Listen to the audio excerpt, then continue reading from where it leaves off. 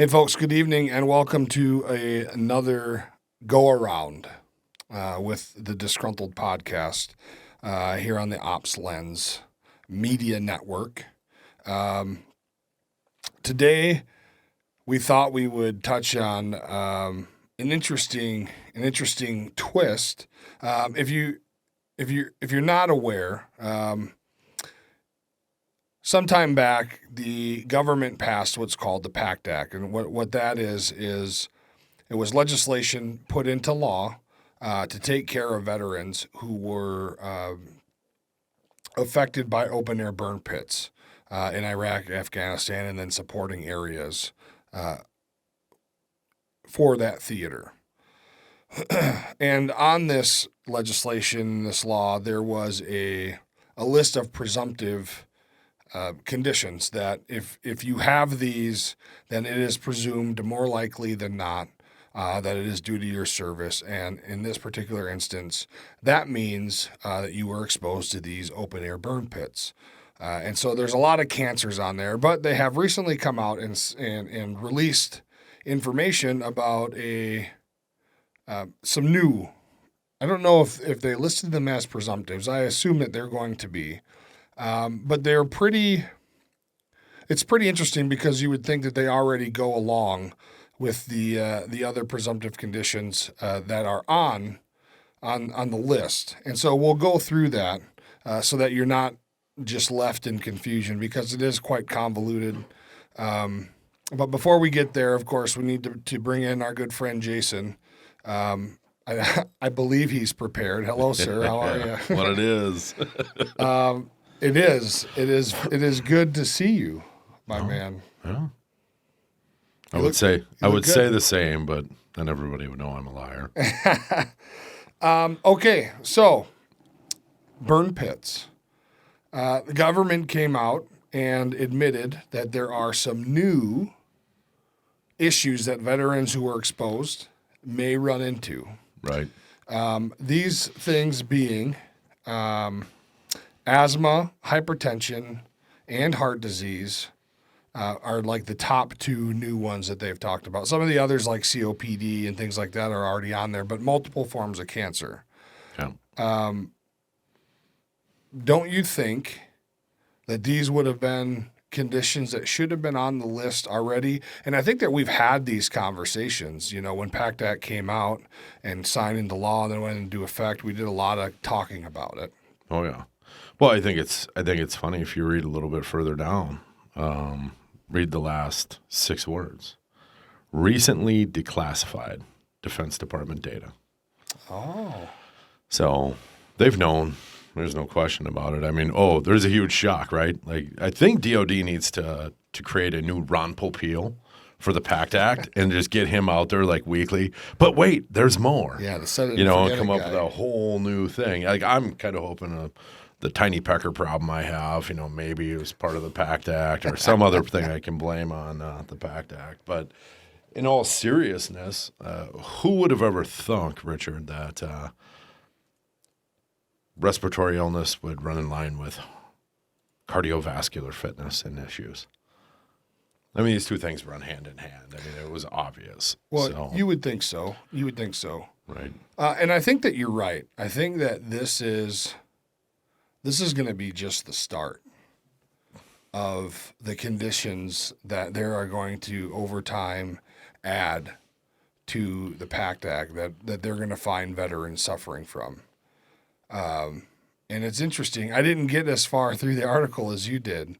Recently declassified information, which you're probably right. They've known all along what the skinny is, right? And it just adds to the fire for me, right? Because now we know that they know more about what's going on with us than we know about what's going on with us, and it's classified. There's an absurdity there, isn't there? Yeah, absolutely. And I mean that's probably the toughest one to stomach, is just knowing that the powers that be that are overseeing these things have access to this information. Theoretically, I would assume that there's a lot of good people who have seen it. that were like, hey, red flag over here, and then obviously for whatever reason it decides not to make the highlight list. But I do think when you do something like this too, when they did pass the Pact Act, it was to deal with a lot of immediate issues, a lot of those cancers, a lot of people that were suffering, or had succumbed to these problems. And so I certainly think if you think about this based upon pure triage, the route that they chose to kind of come out with those big ones, like the life, limb, and eyesight, right? Those are the first ones out. The 5 meter target is down. Now we're at the 10, 15 meter target. And I feel like this one maybe can go out to 500 meters. Like, I think there's going to be a great deal of other things. I mean, I had a World War II veteran neighbor who has passed. One of my favorite guys to burn heaters with in the garage. Nice. Oh, yeah. Old Air Force hot dog. He was actually one of the crew mechanics for General Powers. No kidding. And on the 50th anniversary of his departure from the military, whatever that was, I remember for the week leading up to it, he would constantly come down to my house and be like, "You're going to be around next weekend?" And I'm like, I don't leave my house. Like, I'm a turd. Like, I'm just going to hide in the basement like a mushroom. And he's like, all right. Well, Saturday, we're going to burn some heaters. And he came in Saturday and he's like, all right, so I'm going to tell you about why my eyebrows fall off, my toenails fall off, and sometimes my eyelashes. I mean, this guy had it all. But he was telling me stories about when they were done wrenching on equipment, that they would be brought out to these test site areas where the A-bombs were being tested. If it was out on the water, they'd hop on a naval ship and they'd roll out, or they would do this on shore, and they would stand there at whatever the distance was from detonation, and they would basically cover the important stuff, right? So the beans and Frank, pecker, yeah. and cover your eyes, with your hand or that super sweet steel trap they had, and that was it. And he goes, this didn't develop right away. This was, 30 years into this, where my toenails would just randomly fall off, and he would lose his hair, just sporadically, just a lot of oddities. And so I am not akinning the burn pit exposure to atomic fallout exposure.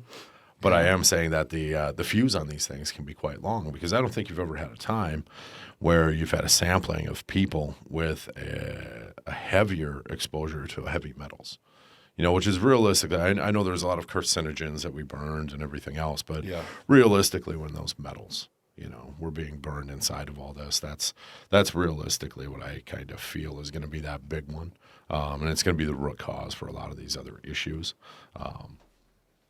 And so what does that really look like? I don't think you've ever had anything like this before, where you can just say, historically speaking, by the time you get people to a 30-year marker, the best of times are out in front of us. Right.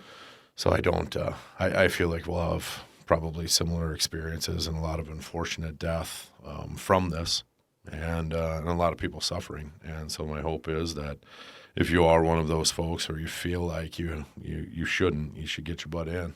Go get this looked at and go understand it, because I can promise you it was a good day for me when I finally acknowledged the problem. So, well, that brings up an interesting point. Like, this guy, did he ever go and get the help that he needed, or was he just kind of cool with his nails falling out? And oh no, he was a VA for life guy. okay. Yeah, he really did. He was. His name was Jim. I'll just give his last initial W. He was a man amongst men. I mean, it took a lot. Don't get me wrong. The president that was in office at the time would he get his blood pressure up? But this guy it was Obama. Yeah, 100%. Those were pretty much every other day chats. But he was cool as a cucumber. Loved going to the VA, not dissimilar to me. I appreciate the service I've had at the VA. And I know I don't speak for everybody there, but, he's like, yeah, well, that's what you got. And I think that's the one thing too, is his attitude about it was awesome. Yeah. for somebody like me, even though it was something that, I wasn't really necessarily dealing with yet, even though I had already been gone. I did feel like a lot of the stuff that we were exposed to kind of had this, it was almost like a little bit of a delay fuse too, where the first few years really weren't that bad. And, we're also young, well, youngish, dick. I don't know if we were young. Wow. Some of us didn't join until after we could drink alcohol. Yeah. Like this guy. But no, that was kind of one of those things where he was all in for it. He knew what to expect, and he didn't care. Oh, I was like, well, they're going to judge me for that. And he's like, wait till I get to tell you why. And it was on that day that he was able to share that story, because it had finally, enough time had passed and it was declassified via dates. And then he started telling me about all this. And I won't say they're amazing stories. They are absolutely breathtaking. But, these would be perilous things that even now, thinking about the things that he told me, really the stories that I would ever have to tell, they don't put a birthday candle in the stadium of lighting in comparison. Yeah. And he talked about it like, I stepped on a crack on my way down the driveway. It was very nonchalant. Yeah. So. Well, and so, but I feel like that is, and we're getting off the topic, but that's okay. We like to do that on this show, by the way, if you're new here. But I feel like that is the quintessential World War II veteran. They didn't ever bitch about nothing. Yeah, maybe they did, and we just didn't hear about it because we didn't have to live with them. But I met quite a few World War II veterans over the years. Not so many anymore at the VA hospital. Yeah. They sit around and drink coffee, and they love to have the young guys walk up and just sit down and ask how they're doing. I had one of them call me a sissy, but he used the P word instead a couple times, and I just met him like 5 minutes prior. But I appreciate that. Like, I get it. I understand. But these are the things that make me think that like they're the Spartans. They're the baddest son of a bitches on the block, right? Like these are the dudes with the 50-pound testicles. The goats. Yeah. But for them, as they were living it and some of these like super terrifying experiences, now looking back, it's just like, well, what happened, and I guess we got to get on with our day. So you have a great day. I'm going to go mow my lawn and hope that Gladys has dinner ready on time because I'm going to be hungry as hell.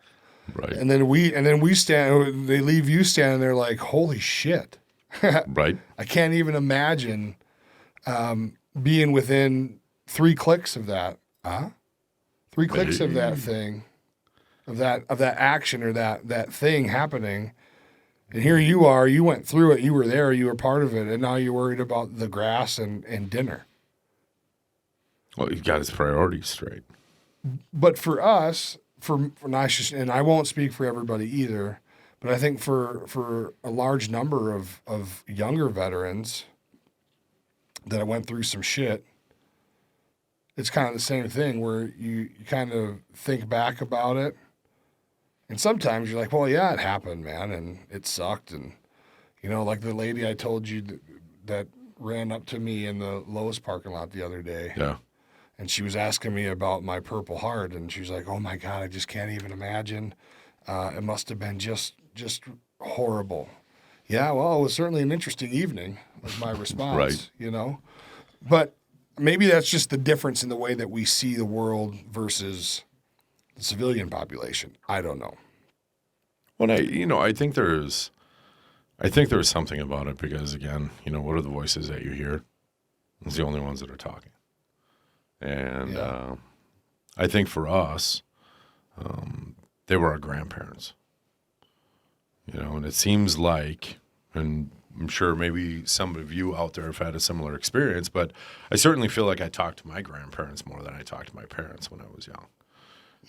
Obviously it changes, and when your grandparents are gone, but that was a different relationship, right? And so I wonder if some of the dichotomy there was, or that familiarity that generation had with guys are and gals our age, was that they saw us as their grandchildren. And they were willing to have those, conversations. Because you could talk to, and I would challenge you this, go talk to a Vietnam veteran and ask what their perception of the World War II generation was. It will not be called the greatest generation.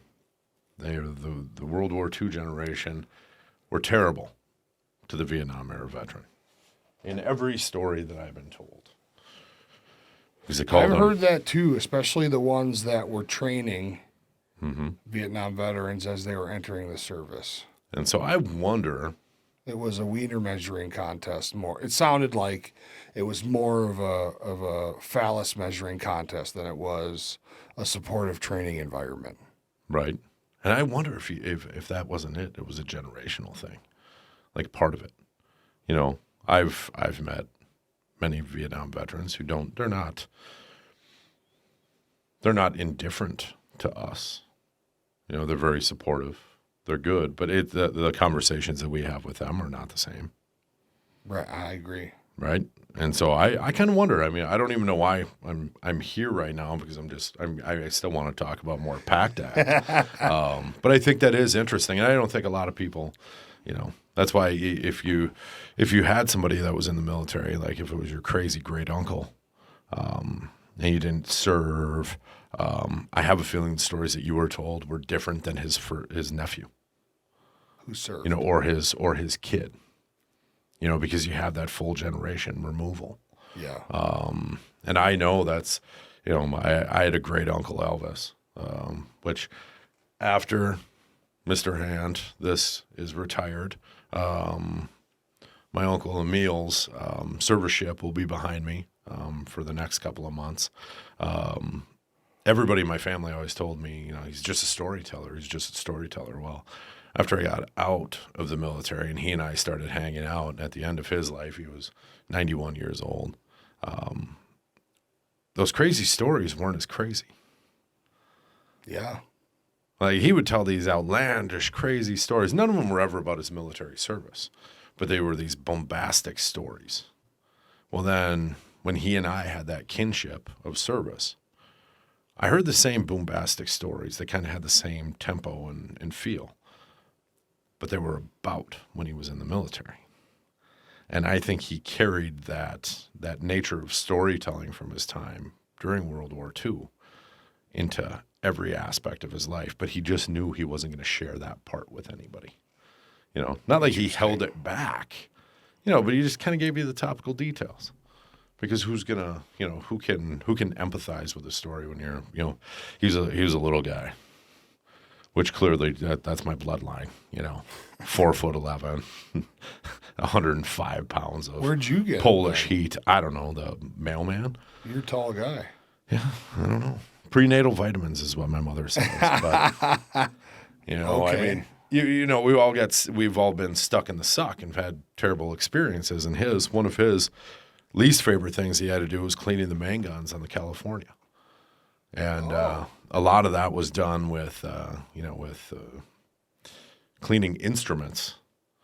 So he said he was instrument first mate because he was the instrument. They chucked him right down the gun barrel and they would tie his feet with a rope, and he'd be doing like the grease and oil like this. Because he was small enough to fit. Yeah. Yeah, he Holy was cow, literally. man. They swabbed the main guns with my uncle. Wow.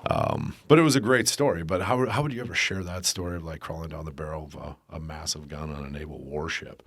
Oh, nobody would get it. They wouldn't get it. I mean, your perspective of life just doesn't touch that. And so, but that's I don't know. There's another show right there. Well, but see, this plays back to the show that I posted a couple weeks ago about how important these stories are.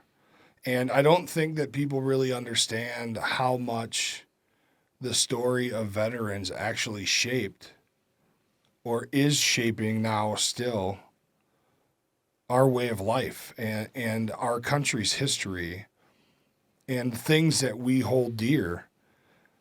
It just is a lot different now because there's a whole lot of extra bullshit going on. But I mean, just think about it. Like, just recently, the movie they made about the bomb, Oppenheimer. Well, this is the best movie of the decade. Military history. Saving Private Ryan, best movie of the decade. Military history. Platoon, best movie ever. Military history. Apocalypse Now, military history. I mean, like all these, and let's be clear, there's something really effed up in Hollywood. But like all of these films and all these shows, Band of Brothers, The Pacific, I mean, there's just so many examples. The Wind Talker movie, there's just so many examples of all these things that have shaped the way that our country knows freedom and knows the military and the history of this country. And it always goes back to military history. Because those are the men and women that shed blood for this place. But yet it's the least talked about thing in many circles in this country. And just kind of left out there. But guess what? They made that series on Apple TV about the flying the bomber crew. Yeah. That thing smash hit. Yeah. Military history. Right. Well, and they did tell some pretty darn interesting stories. Absolutely. Yeah. So keep your eyes out for Crowley for anybody watching it. Yeah. Yes. Please do. But the point is that all these amazing things and these amazing men and women that helped mold this country, not all, but a lot of them were military people. Mm-hmm. And then so once we leave the theater or the credits roll and we go on to the next movie on Netflix or whatever, well, it's just entertainment. But the reality is that this especially the ones that are true stories, this is how that we live in, where we're at. This is how it was made. This is how it was shaped. This is how it was formed. That's how it was kept. And how it was kept. Yeah. But for many, that's all it is just a movie. Right. When I feel like we're leaving one very important one out. Predator? Operation Kill. Never seen it. I denounce the knowledge of Richard Leonard at this point. Well, I guess I'll be watching that this week. I will bring you, yes, I have DVDs. I'm that old. I don't even have a DVD player anymore. I'll find one. I'll go knock one probably out. get one for $30. I was going to shoot up to the Goodwill. There's a dozen of them up there. But no, yeah, and again, it's kind of funny to talk about that stuff, but you're absolutely right. I mean, that's, it's kind of one of those things that we glance over. And I think because you had 20 years of conflict, it kind of became commonplace. It was normal. It was normal to know people that were just randomly gone for a year at a time, and they weren't, sitting in the pokey. So there's a certain amount of normalcy that came out of military service during this. And I'm certainly not saying that everybody that served had these, amazing experiences that were, that galvanized them, because I do think, when you went from a warfighter to a police action, obviously the frequency in which you were engaging, not that you weren't afraid every day. Like basically you put everybody in the worry locker. Yeah. It wasn't the hurt locker. Like you just didn't know, was your day coming up? Were you going to get popped? Yeah, you're in the Pope Mobile. You're doing all this other stuff. And so it was the single greatest anxiety builder, certainly in history. But that output and that thing that we're talking about today is because we put people in this area and we had to do the things that we had to do, because I cannot believe that there wasn't somebody who looked at what we were doing with these burn pits who didn't say, hey, this needs to get up the chain of command. I think there's a problem here. I think it was, obviously voiced. I'm sure these camp commanders were like, what the are we doing here? Like, this is bad. And it got up and, nobody really knew. What are you going to do? There were a bunch of Iraqi dump trucks. Bro, They all knew. They all knew. In fact, I've told you about Sergeant Dove before. Yep. When we were in Iraq, Sergeant Dove deployed with us. He was probably in his mid 70s. Jeez. Late 60s for sure, into the mid 70s, somewhere in there. All right. He's an old sugar beet farmer from southwestern Minnesota. Him and his wife lived down and they had some property. He farmed sugar beets. He'd throw like rager parties for the unit at his farm. Great people, great people. His whole job for the whole 16 or 18 months or whatever the hell it was we were there was to sit at the burn pit every day and watch the local nationals dump shit in. Oh, we weren't supposed to throw that in, so they'd crawl in there, dodge the flames and embers, and pull out the stuff that wasn't supposed to be in there, which the next day went in there anyway. Yeah. But he sat there every day for a year and a half. He is gone. He has passed now. But when we got blown up, the big IED that got us, the night I earned my Purple Heart, they took me off a mission for like 3 weeks so they could let my bean recover. And for one of those weeks, I had to go. I worked with Sergeant Dove every day. Yeah. So I would meet him in the morning at dark 30, and we'd go to the chow hall and have breakfast. And he would every morning he'd bitch about the breakfast. He had the same thing every day: 2 eggs, sausage patties, the hash browns, a grapefruit, juice and milk every day. And every day he'd lean in close to me and he'd go, "This is the shittiest breakfast I've ever had. My wife would be pissed." And he'd lean back in his chair and he'd continue to eat. Every day. Every day. Loved him. And so we'd go and sit at the burn pit for 10 hours. And I do remember him one day saying, "If you have a camera, take pictures of yourself standing here because this is going to kill a lot of people." He goes, "I've watched them throw in body parts. I've watched him throw in tires. I've watched him throw in food. I've watched him throw in garbage, medical, bloody rags, all that stuff." When you read these articles that say, what is this one said that they, Yeah, what was it? It's crazy what they say. Dispose of a variety of routine and toxic waste. There was no variety of nothing. Folks, they threw everything. Well, I mean, just Everything went in there. there was nowhere else for anything to go. Right. That's where it all went. So it's these deceptive phrases that they try to use. And what is routine waste?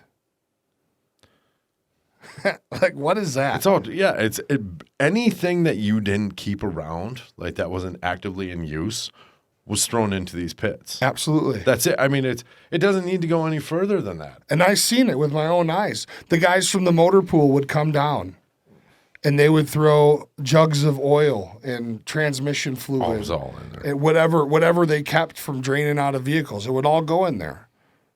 And there was a few vehicle skeletons in there. Something that got hit by a mortar, some softback Humvee. I'll just roll it into the burn pit. Well, what else are you going to do? It's They not like drain the we're building fuel a out. boneyard, Yep. you know? So routine waste, bullshit. Everything waste Right. went in this burn pit. And before we left, we all got a piece of paper signed by some colonel or something. And the instructions were, keep this, don't ever lose it, do whatever you have to, make 50 copies if you have to. But it was addressing the air quality because they did air quality tests, and the air quality was You guys had air quality tests? somebody did. Holy shit. And so they gave us a form about the air quality that we had been living in, and it explained how horrible it was. So if you have any issues down the road, this explains what it is. Yeah, when? Exactly. Well, And at so- least it was a camp commander with some integrity.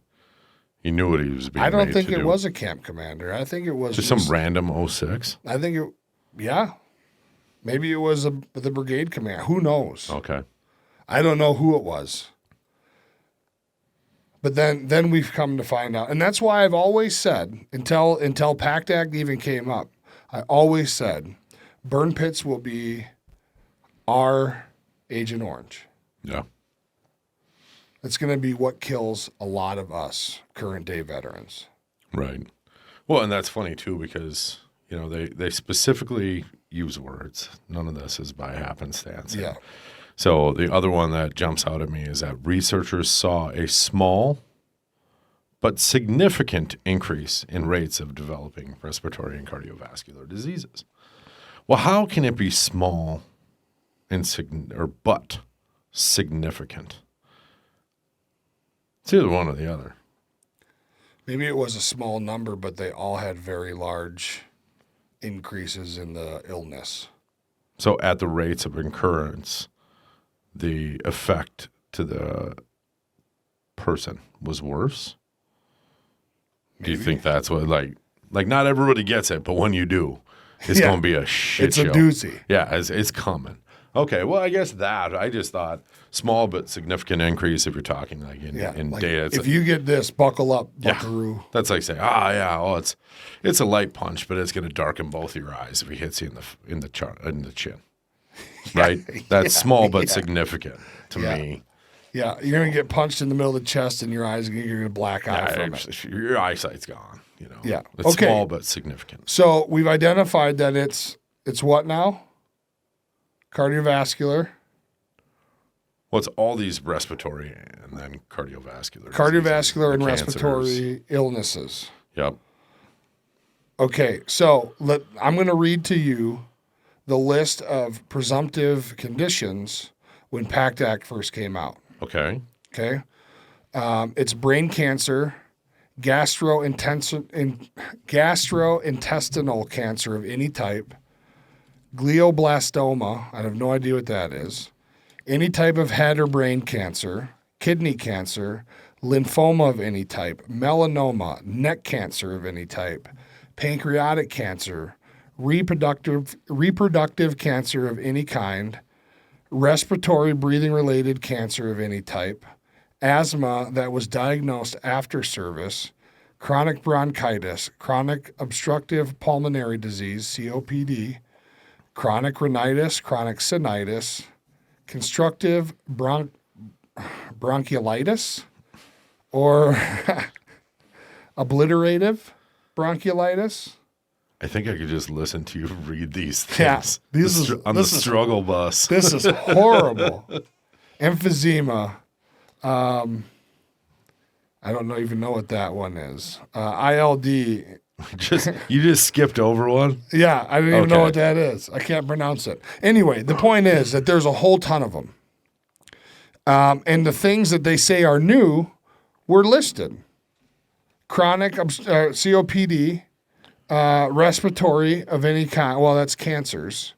Asthma that was diagnosed after service. So how is this new? I think the cardiovascular stuff is all new. When they were talking about different, strokes, but hypertension. Wouldn't that go hand in hand with just about all of these? Well, yeah. I mean, that's kind of like I would think from a medical side, if you see one, you would see the other. And Yes. again, I mean, my 74 IQ can't get me there, but I think there's significant tie over between the two. So of course, and it's there, and they basically said based upon recent declassified data, which means they've had it. So then what was recently declassified? A new study. Yeah, but study of what? I don't know. There's your $1 million question, right? Well, if we could find that, and I think, one of the pieces on these presumptive cases, just saying, hey, you know what, if you have this, I think that's where that. I wasn't familiar with this. I just read this somewhere in the last couple of weeks. Do you know what that 50-50 push is? Where you go in if you have a claim on an issue, and if you have the supporting documentation to kind of get to a stalemate against maybe VA's information to get to the top of the hill, They and you're have to both fighting rule at in the your top, favor. then it rules in your favor. I know there's a Supreme Court case that's going to be rolled out next year that is going to talk about that adjudication process not actually happening that way. But I think that was the idea with those presumptives that first came out was we're not even going to require these people because they know where we were. You know, we were checking in and out. I mean, come on. You know, they'd have us within 100 miles of wherever we were every day. I don't think that's a big secret. So clearly they know where the problems kind of came from. They know where those epicenters are. And so for those people that were in that space at that time, the presumptive need kind of went down further and further. So, you know, if you had some type of breathing issue, they would real quickly just look at it and then boom, they would presume that and bring it in underneath the Pact Act. So at least you were getting some care if you weren't. And I think that's a great thing. But I think what we're going to see is more presumptive things being added and added and added over time. Yeah, as they declassify information. Well, like and see, they don't have it. there for me is the rub, right? I get it, right? Like you want to make sure that you can effectively help the people that need it in a meaningful way. Yeah. I get that. But that doesn't sit well with people who are in need of care. Right. Right. And so what's the answer for this one? I don't know that I have a great answer. And I hate being in that position because I hate to bitch about something without offering some kind of solution, whether it's a shitty solution or a great one. Right. You know, but well, the one thing I can say about the Pact Act is it finally validated, you know, probably a decade and a half of doctoring to try to figure out, you know, how are all these things connected, you know, like pulling foods out, you know, to try throwing darts at anywhere I could to get something to stick. And then all of a sudden you had this thing where this information came out, and I'd say the fortunate piece is that a lot of veterans did use the VA, you know, right away, 03. They were coming in. They were collecting all these things up to have a greater understanding of what that pool looked like. Mm-hmm. So they could draw conclusions, too, from that data to know what those of us who were going to be at risk. And so rather than, you know, my wife being mad at me for always having, you know, the pains in my chest, the constantly draining sinuses. I mean, the fact that I sound like I just got out of the pool 362 days out of every year, you know, because my voice doesn't normally sound like this. It's very high pitched. The other pains and oddities that I had, finally there was an acknowledgement of not necessarily that, you know, that they were going to help me, because I'm sure they will in whatever way they can, but just that I wasn't losing my shit, you know, that I hadn't lost my mind. Because here I am, like, well, something has to cause this. Yeah, right. You know, and that in and of itself, I think, was a mental health holiday for me. Probably a weight that I didn't even realize was as crushing as it was. At least being lifted a little bit. Well, that's I'm really glad that you had that experience, but I'm not glad you had that experience. The reason I'm glad you had that experience is because now you can talk about it. Yeah. And so, like, those are the reasons why it's important that we kind of swallow some of this pride that we all seem to have, and just go and get the shit looked at and get it taken care of. Right. And I'm guilty of it too. I have a really hard time doing all that. And then when it does, whatever the issue is, when it does correct itself, then I get pissed off at myself for, like, well, why the hell did you wait? Right. You know, like this could have been over a long time ago. Right. But here I am, you know, yeah, man. Well, I'm glad that you're able to speak on it, because I think that a lot of people can connect with that. I would hope so.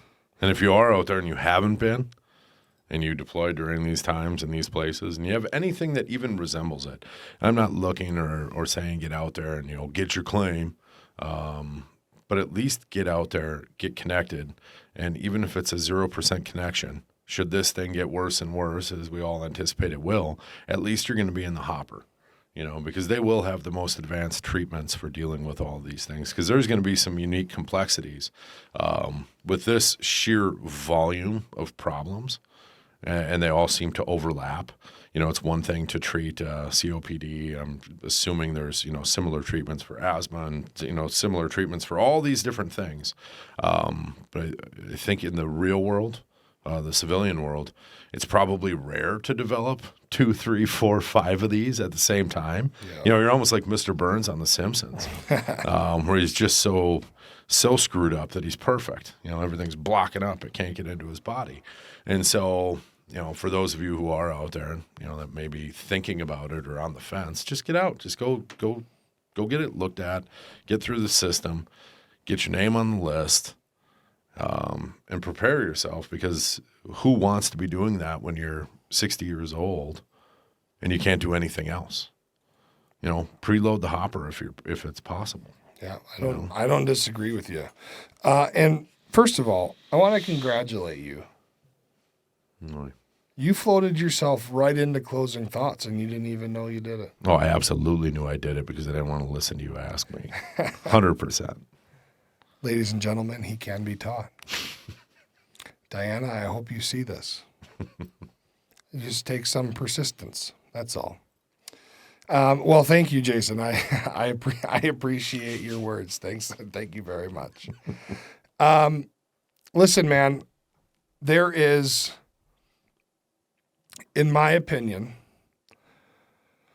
there isn't many reasons to not go and get yourself put together. I was going to say get put back together, but sometimes we just can't be put back together. We just got to deal with what we got. And I understand that it takes a lot of pride. I understand that it's a lot of pride swallowing, and I understand that it's difficult and it's hard to ask for help. And we got way off the topic. We were planning on talking about Pact Act today and the differences in the new presumptive conditions or lack thereof. But we got off into the weeds, which is great, because that's the cool thing about this program is that it's ours and we can do whatever the hell we want. And I still think that we had good conversation, something that's interesting. But Jason's right. There's no reason to not do it. Get your ass up and go get looked at. If you know something's not right, go deal with it, or at least get it checked out. Maybe it's not life-threatening. You can suffer if you want. But there's people out there that need you, that want you around, and they care about you. We care about you. So take care of it, god dang it. Quit being stubborn. Shit. Anyway, this is all we got time for this week. But stay tuned. We've been dropping little smaller videos over on our YouTube channel throughout the week. They don't always make it up here on the Ops Lens, but we're working on that. So if you want to see more content from Jason and I, get on over to 3 Clicks Media over on YouTube and check us out. And if you like our content, please consider leaving us a like and a subscribe. It really helps out our channel, helps us out, and helps us out here on the Ops Lens as well. So thank you for joining us again today. We'll be back with you next week. Take care of yourselves. Good night.